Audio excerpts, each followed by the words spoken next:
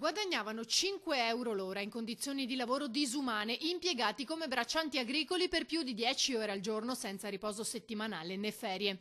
I carabinieri del Nucleo Ispettorato del Lavoro di Venezia hanno eseguito l'interdizione per 12 mesi dall'attività di un imprenditore agricolo marocchino 29enne residente in Italia da anni.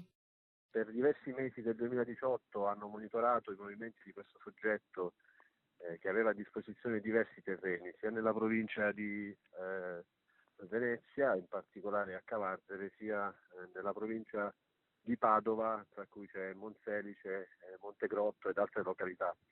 L'imprenditore aveva assunto in nero 5 connazionali, 2 dei quali senza permesso di soggiorno, di età tra i 18 e i 35 anni. È stata la denuncia di 2 operai a far scattare i servizi di osservazione. Che aveva delle vigne a disposizione, quindi portava queste persone nelle vigne, rispetto, come succede di solito, a quanto gli prometteva, poi di fatto erano assolutamente sottopagati ed in condizioni di lavoro degradanti. Quindi il monitoraggio fatto anche grazie all'intervento dell'Eli Nucleo di Belluno dei Carabinieri ci ha permesso anche un'osservazione a distanza che quindi era più discreta possibile.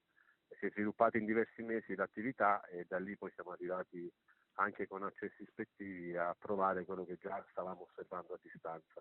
L'imprenditore aveva approfittato del bisogno dei connazionali con la falsa promessa di essere assunti con un regolare contratto di lavoro mai arrivato. I carabinieri hanno coinvolto il numero verde antitratta del Comune di Venezia per garantire assistenza e protezione alle vittime, ottenendo anche una maggior collaborazione proprio dai lavoratori sfruttati.